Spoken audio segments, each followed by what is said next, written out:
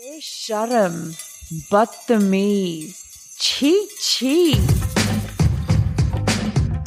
I'm Sangeeta Pillai, and this is the Masala Podcast, where we talk about all those things that we're not supposed to talk about as South Asian women. Sex, sexuality, periods, menopause, mental health, nipple hair, shame, and many more taboos. It's time we heard the voices of real South Asian women, not just those we see in Bollywood or in mainstream Western media. It's time we had a real voice, a loud and proud and strong voice. I've invited some incredible women to sit at my kitchen table, drink chai and put the world to rights. In this episode, I'm talking to Tina Mistry, who calls herself the Brown Psychologist. Tina is a clinical psychologist and director of TherapySense. She specialises in mental health issues within the South Asian community. Tina is particularly interested in working with trauma, including intergenerational trauma. She explores mental health issues around race, ethnicity, and culture. Could we start by you telling me a little bit about your background? Where did you grow up? What took you in your life to this journey within the mental health space? I was born and bred in Leicester, and Leicester, as people might know or may not know, is a very Indian populated city.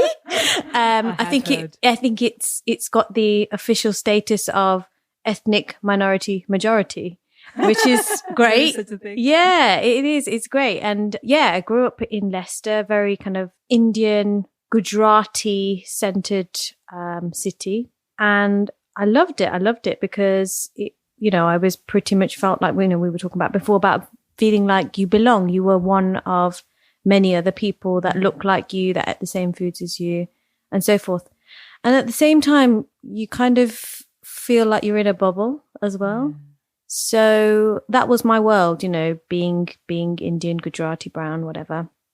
And then how I got into kind of mental health was that sense of realizing there was something that doctors, medicine didn't really quite cover. And I remember growing up, my parents telling me, oh, you must become a doctor. And I was like, okay, I'll become a doctor then, if that's what you want, even though I had these radical ideas of being a fashion designer. And then I remember my dad specifically saying, there's no money in fashion design. Why do you want to do that? And then I was like, okay, I'll be a nurse. So I was naturally already drawn to some sort of caring, healing profession from a really young age.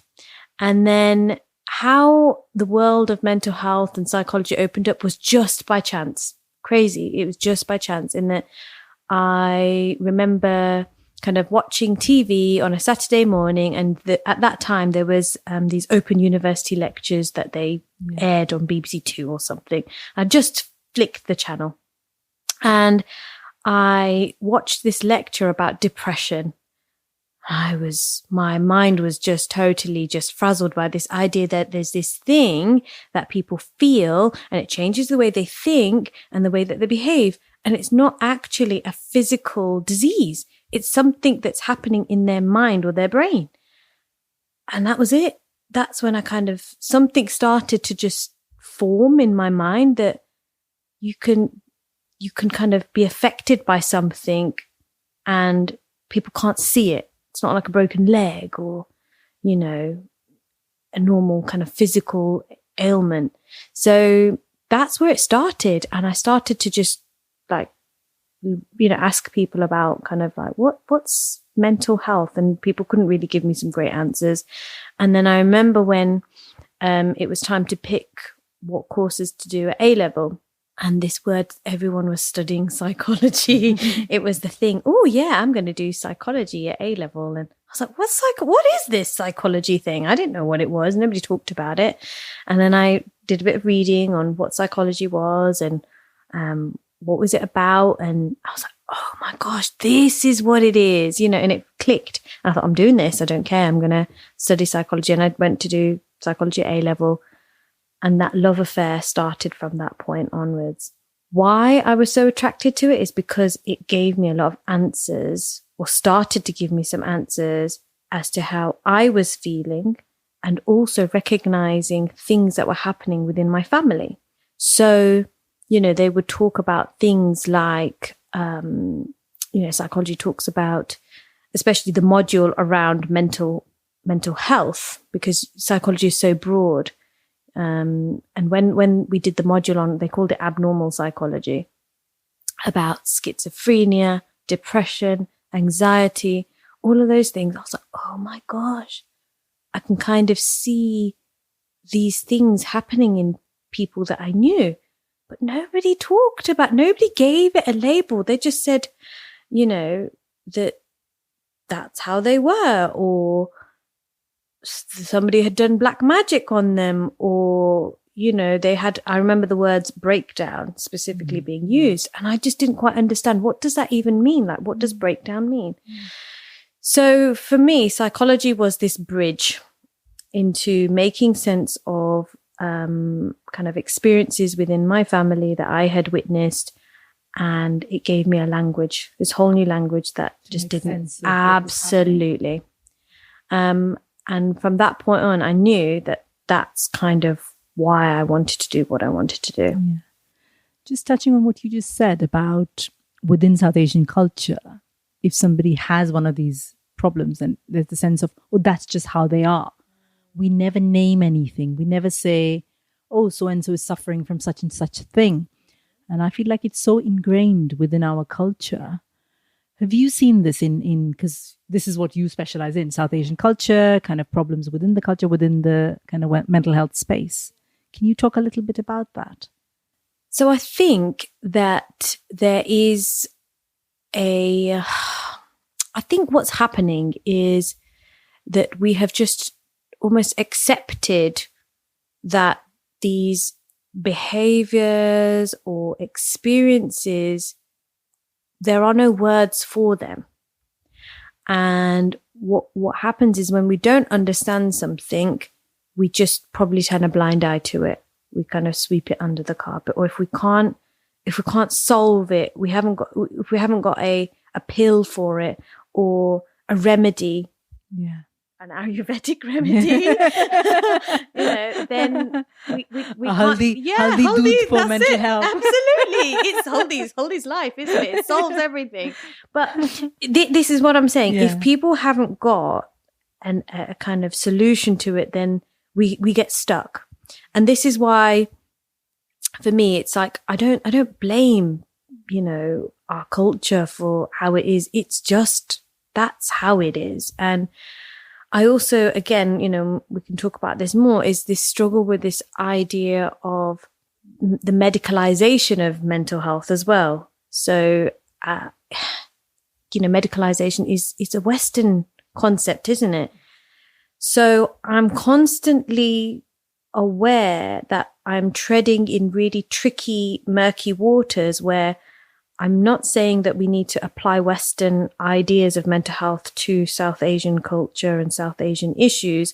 What I'm saying is, what we need to be thinking about is, how do we appreciate how South Asian cultures make sense of their mind and their spirit and the body and all of that, whilst at the same time thinking about what we know in Western science and somehow amalgamate the two. And it's not easier said than done. It is tricky, but by just starting a conversation, starting to say, oh, I wonder what's happening here, and just being curious as well, is it better than just pretending it's not there in the first place, and trying to give people a platform or a voice where they can start to say, yeah, actually, there was this one time in my life when I felt X, Y, Z. That's okay, rather than pretending that, shunning it and saying it didn't happen. So, yes, I think that, it's something we need to address. And I think that it's no one's fault. It's not about blaming people. Yeah. It is what it is. Having a South Asian therapist, how does that, can you talk to me about what difference that makes? I found that personally, it would make a lot of difference if the therapist I was speaking to understood where I come from. So I wondered, how your experience as a South Asian woman, a South Asian therapist, would then bring very positive changes to somebody you were dealing with. Can you tell me a little bit about that? Yeah, this is something that I think about a lot because there's so many different levels. So on the basic level, I think there's something around representation that when you see somebody who is of the same race or color or gender as you, there's this natural kind of, oh, okay, they're like me, or they may have had some sort of experiences similar to me. And that creates that bridge, doesn't it? That natural bridge of they might just get it, as opposed to having somebody who's totally different that might not get it. So I think that there may be some positives around, I'll be able to talk to him or her about my experiences. And I've had many clients say to me, I've searched for an Asian therapist and I fought for you, or, you know, I really wanted to make sure that I got you because specifically you're Asian. And that's really humbling, isn't it? It's really nice that people kind of feel that way. So I can see its benefits. And at the same breath, I remember when we were training, so when I was training to be a clinical psychologist, and when we talked about diversity and, you know, when you start to have those conversations, one of the things that they talk about is actually we can help everyone and anyone to some respect. And that our approach should be that we remain curious and never have kind of these assumptions, which I totally agree with, because as a brown person sat in front of another brown person, I could get it totally wrong, right? I could, because I could say, whoa, oh, right, you know, Sangeeta must have had a really similar experience to her upbringing as I did. And that could be totally untrue. So we must always remember to never assume. But that said, that doesn't mean that that's a sticking point for somebody who doesn't want to have to explain it all, or somebody to have that really deeper level of connection of empathy. And I think that's probably what you're talking about, is that deeper level of, I really feel that from a personal perspective. And I think that's what bridges good therapists with their clients, you know. And what we know about therapy is that is the biggest indicator of positive outcomes. If you connect with your therapist and your therapist connects with you, doesn't matter what type of therapy they're using, that relationship is what is going to help you heal. Totally agree. Totally agree. So there's different levels there. And then the top level, which is one that I've been thinking about a lot, is, and I've touched on just before, is this idea of the therapies that we are trained in are Euro-centric. They have been modeled and tested and trialed on white, not even British, I'd say white-centric populations, particularly students, because that's where most of the studies are done. So what are we saying? We're saying that it works for them, but are we saying that these types of models of therapy work for somebody like me who isn't white, or somebody like you who isn't white, you know? So this is something that I, again, keep in my mind, that yes, therapy is great, but we've got to be a bit more flexible in the way that we approach it, that actually one size doesn't fit all. We cannot be, you know, can't make assumptions, and that we really just need to keep an open mind about pretty much everything. But at the same time, I think representation does matter, because what ultimately I feel that I'm saying by kind of sticking my neck out and saying I'm a brown therapist is that, you know, for other women of color, you can do this job too, and that you can talk to me. And I think that that's powerful in itself.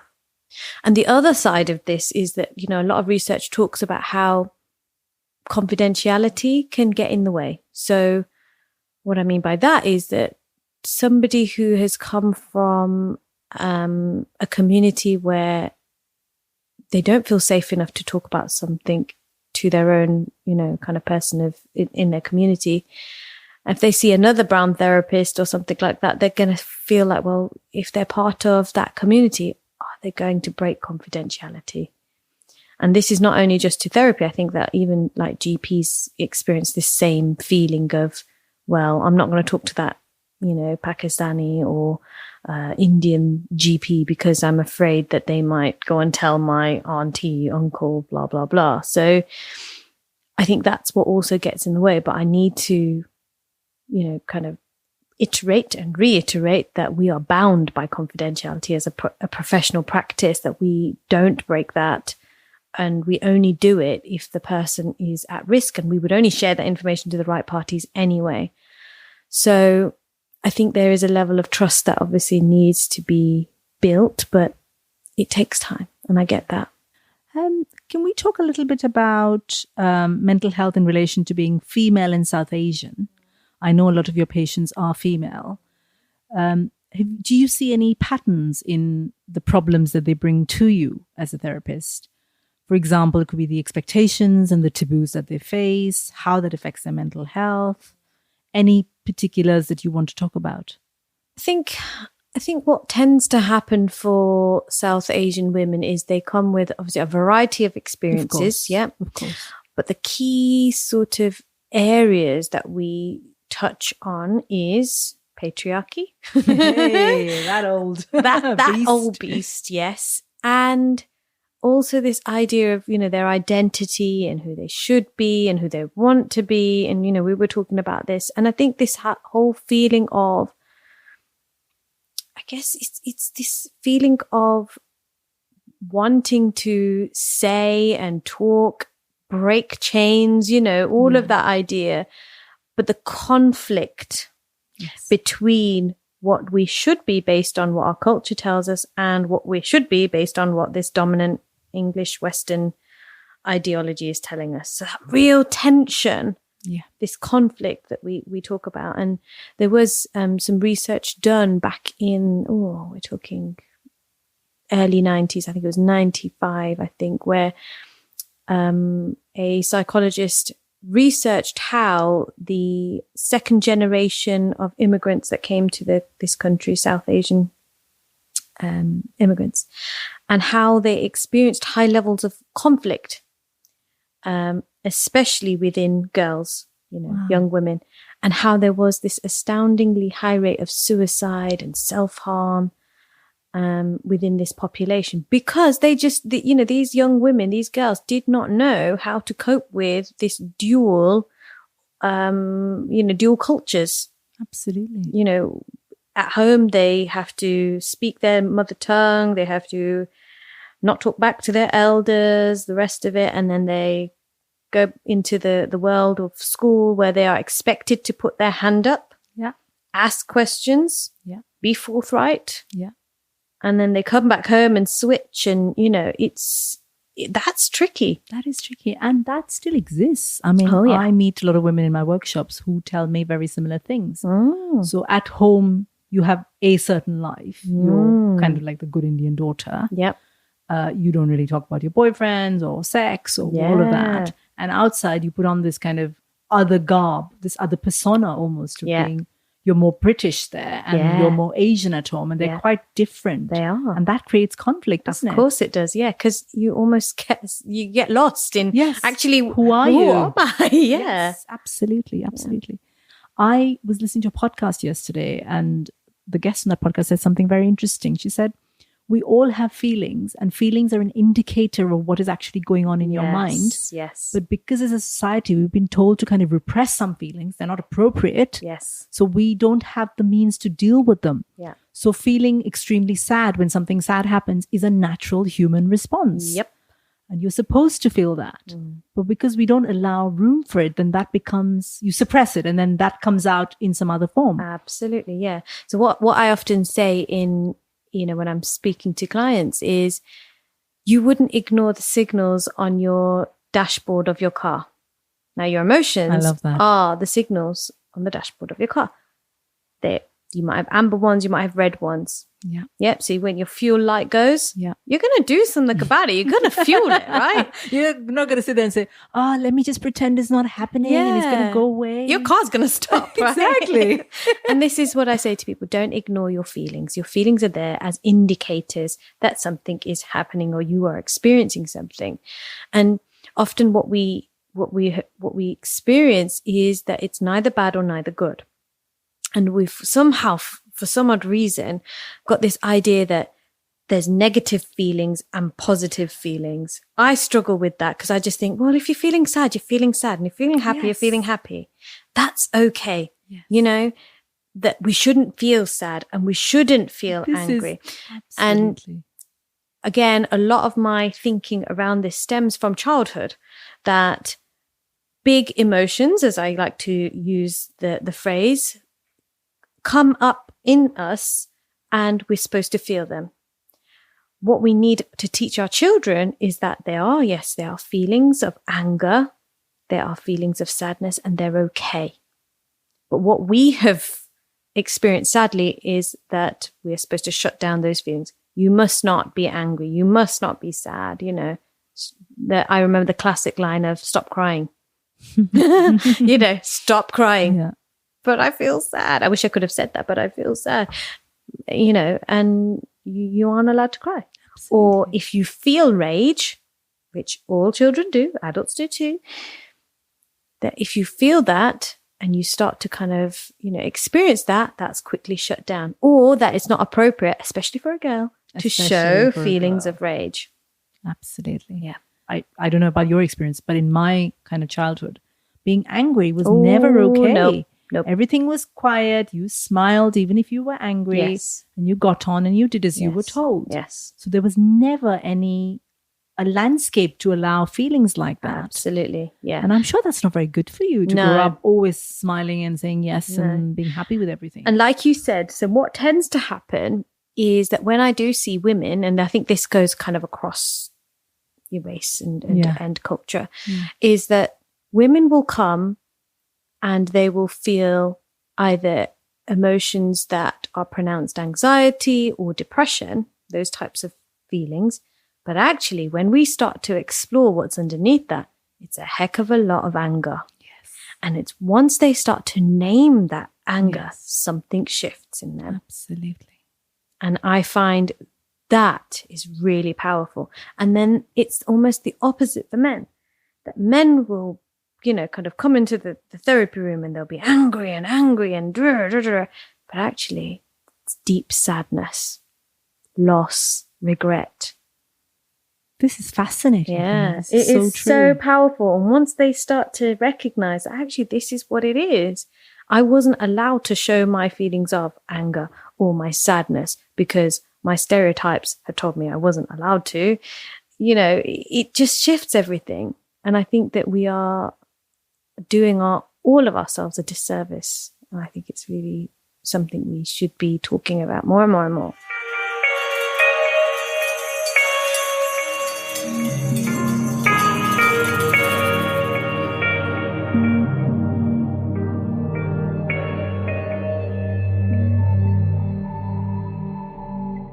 Talking to Tina made me think of my own anxiety and panic attacks. It happened about 2 years ago. I've not spoken about it before. I just wrote about it then. And here's what I wrote. I'm in bed today. I was at work yesterday, but today I'm in bed. I think I'm going to be in bed for a long, long time. Days, months, years even. The thought of the effort involved in getting my body out of bed feels superhuman. I was a fully functioning member of the London cosmopolitan scene, eating my weekend avocado on toast, sipping yet another glass of Prosecco at a bar.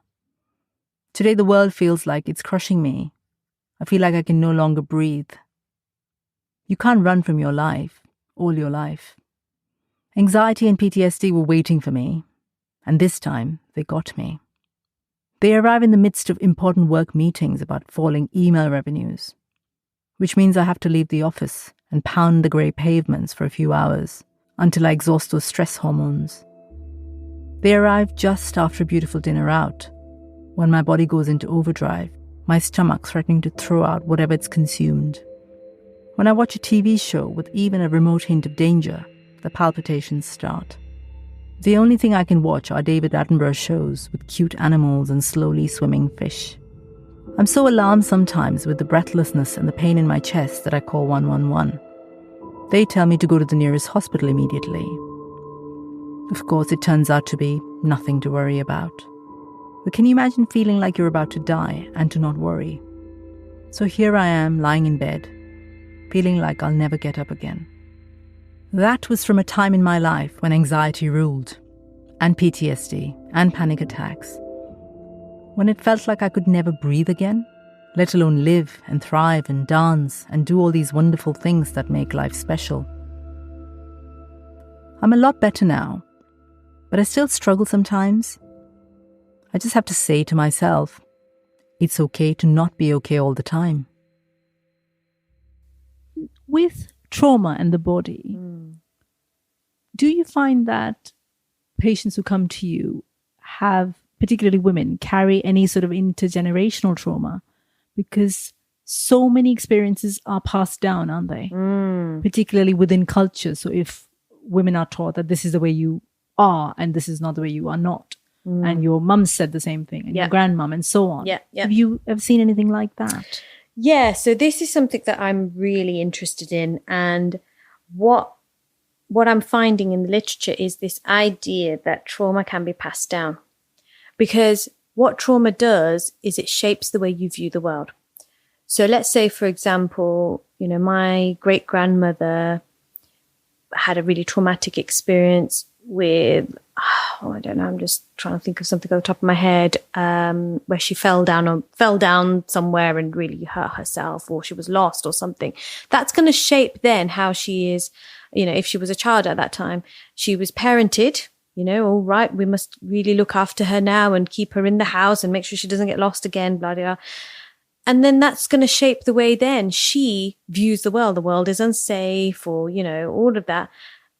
She then is going to parent her daughter differently, who is then going to parent her daughter differently. So it's passing that message down, not only on a kind of behavioral level, but what the research is also telling us is on a biological level, the way that people are, so traumatized individuals will have specific markers. So like the uptake of cortisol, for example, mothers who have babies in their wombs will have higher markers of cortisol if the mothers have been traumatized. So the babies will actually be more hypersensitive to trauma without even having been exposed to a trauma themselves.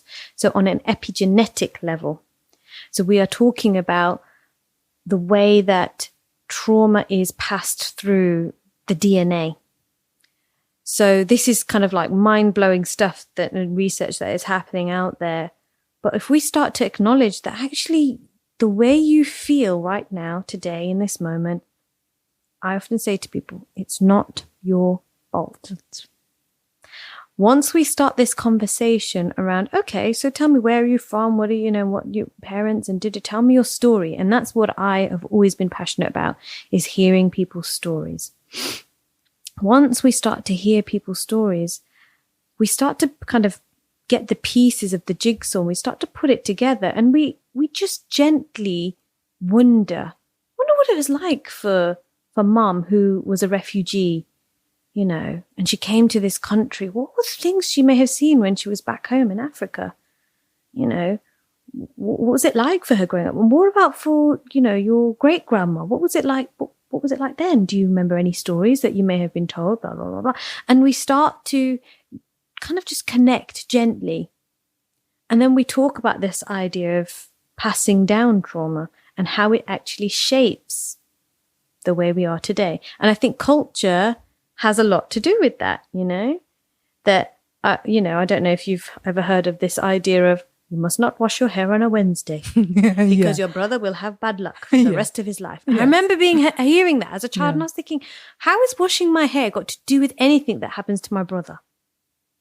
And then when something bad does happen, see, you must not, So all these sorts of ideas, these superstitions or whatever you want to call them, they come from somewhere and they were practical for whatever it was specific to that time. But yet we are still filtered down these ideas not to wash your hair. And we carry them through, not knowing really why. Yeah. But these superstitions, I think, were the way that these communities and cultures coped. They didn't know any other way. And because we are so, especially South Asian communities, are so externally influenced, so they rely heavily on this idea that their locus of control is external. So anything that happens beyond them, it happens to them, as opposed to them having an internal sense of control. That changes the kind of conversation, doesn't it? Whereas in Western kind of ideas or Western communities, it's all about me. I am the focus of control. I can control stuff. And I'm not saying either or is better, but it's just about knowing, currently in your situation, how much of this control do you feel is yours? And again, this relates to a lot of women that come and see me and talk about this idea that actually it's the system around me, or I have no control because I can't voice up. And if I voice up, then I'll be disowned and so on and so forth. Yes. So I feel that what tends to happen with women of South Asian culture is that they feel that it is a choice that it's they have to this make, or that. Yeah. And that I feel is really sad, because it shouldn't have to be this way, should it really? No. It shouldn't be a choice. It should just be that we all figure this out, this mess together. Yes, absolutely. It's a collective issue, isn't it? And a systemic issue and a cultural issue.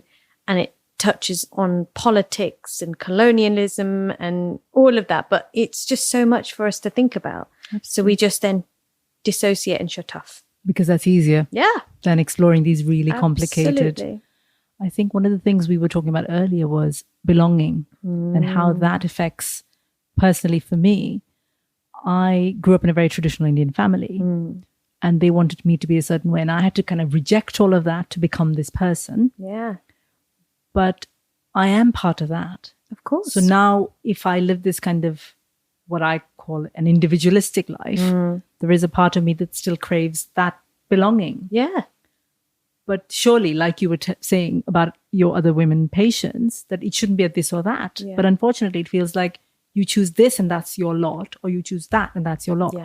And I think within the community, we do struggle with this. Yes. Yeah. You have to be all or nothing. Yes, exactly. Can't be... You're all in of your traditional South Asian woman wearing a sari doing a thing. Yeah. Or you're the other extreme, the kind of quote unquote westernized lifestyle. Yeah. But I think that is changing now. I'm really getting a strong sense of, we are forming an identity, especially with, we're talking now, 3rd, 4th generation, particularly in this country and in countries like Canada and so forth, where that, young women are questioning it and they are talking about feminism and, there's so much, isn't it? Just by doing this is questioning it, and it's brilliant, absolutely. So we're no longer kind of just pretending that this stuff happens to us and we're frustrated, but we're actually doing something about it.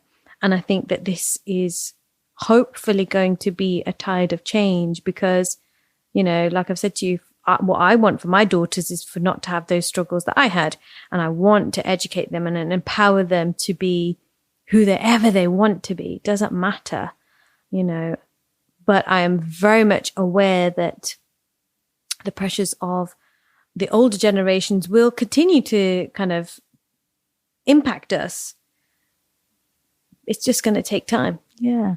I think that the magic would be if we were able to hang on to those bits of culture that are good for us, and then get rid of some of the things that aren't so good for us. And then we pick a mix of South Asian culture. Yeah. And the same with our kind of British part of ourselves, pick what we like or what's good for us. And somehow they work together and it doesn't feel like this disconnect between the two. Yeah. I think that would be the ideal. Yeah. And I think that, people are starting to do that. They're starting to pick the bits they like and not kind of, not kind of entertain the ideas that don't quite fit with what they believe in. And everyone's different. So there's no right or wrong way of doing it.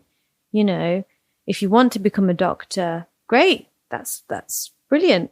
But that's if you want to be a doctor. If you want to be an artist, great.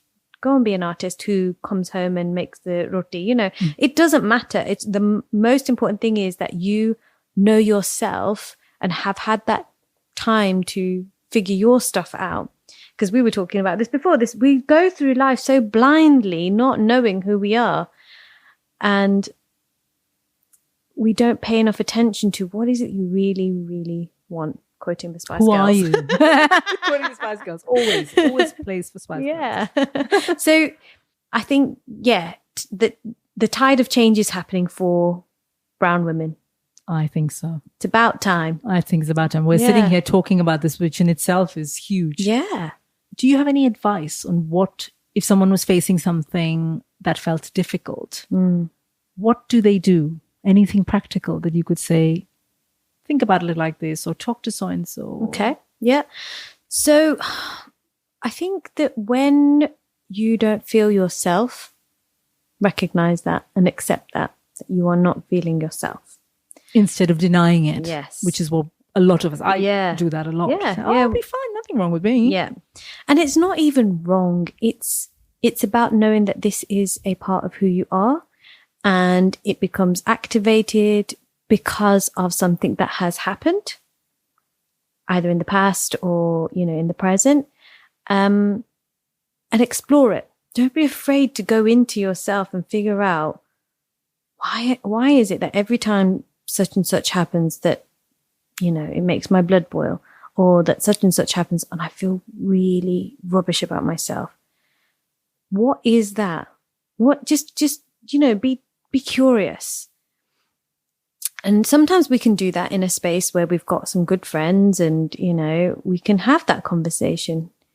Sometimes we can't do that with friends because it's sometimes a bit too deep. If you can, go to therapy. If you can't, that's okay. Journaling, you know, that's a good thing to do. Writing down. If you're expressive, you know, this is why I love the creative arts, because you get to express yourself in a way that isn't really always about you, if that makes sense. It's a medium, isn't it? You know, so figure out how you express yourself. Are you, I don't know, into music? Can you write lyrics to express yourself? And read.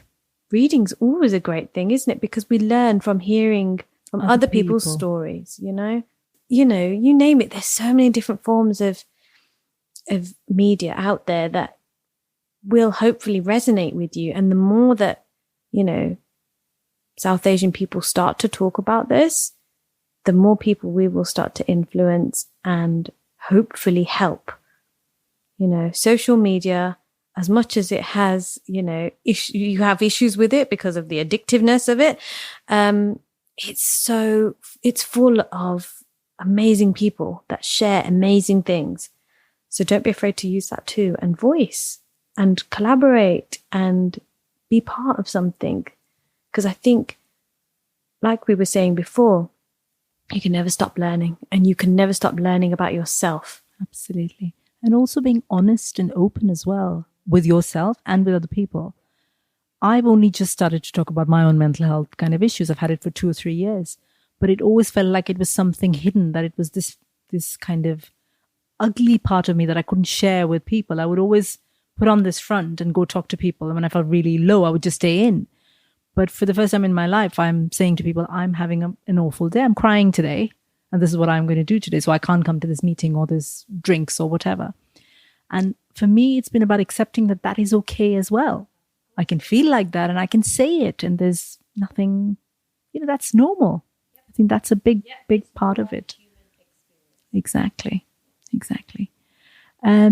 One other thing I think you mentioned earlier, which I wanted to touch upon, was stories, the power of stories. I think we come from cultures where stories have existed for centuries. It's how we've learned, how we've passed on knowledge, how we've connected with one another. So maybe using the power of stories to talk to one another, to put our stories out there in whatever creative medium, like you were saying earlier. And stories are hugely powerful, cathartic. When I think women sit across the table like we are and share stories, I think that forms a connection and it's an outlet and a release as well. So using that perhaps is a really good way. Yeah. And I think that, you know, when you listen to a story, you connect with different... So stories are so powerful, aren't they? Because you have these kind of archetype characters.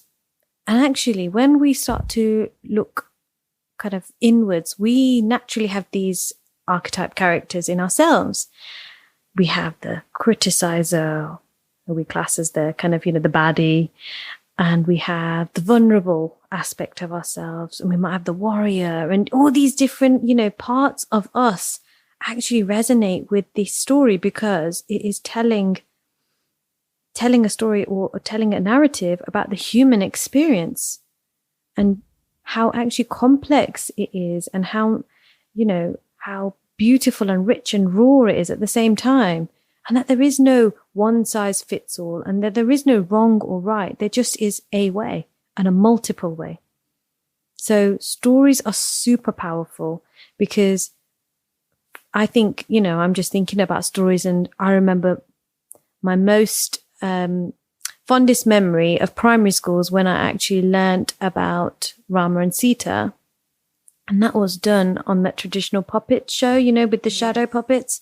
And that still sticks into my mind because I think that story was taught to me in such a way that will never leave me because it stayed with me, you know. And I think that we have to use the creative arts to talk about our human experiences. And that's what it's designed for, isn't it? Absolutely. No one's going to be sitting reading academic journals because we can't connect to it. We cannot connect to statistics and all of that. So we need to be communicating in a way that feels right. We all love reading books. We all love watching movies. We love listening to Ed Sheeran talk about his stories, you know, and that's why his music is so good, because he is a storyteller, isn't he? They're the best singer-songwriters. And I think that if people of color or, you know, Asian, South Asian artists, creatives come out and share their stories, it's going to resonate with so many and will help thousands.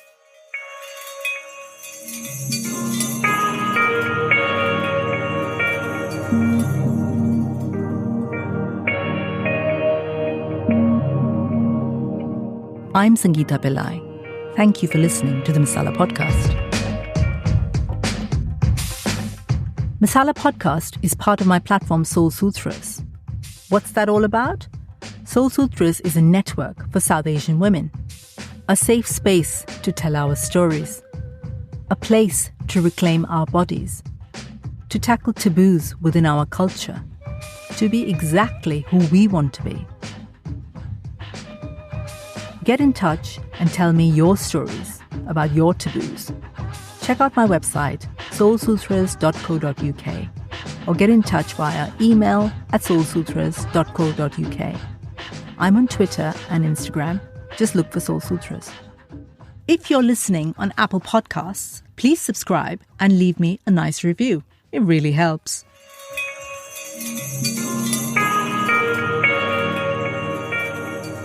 Thank you to all my bad Betis for listening to the first series of Masala Podcast. I've had some incredible guests over the last 9 weeks, from burlesque dancers to best-selling authors, and even a drag queen. We've talked taboos, we've discussed periods and erotic novels and mental health. I hope you've enjoyed listening to Masala Podcast. We're taking a break right now, but we'll be back again soon in the new year for a spicy Series 2.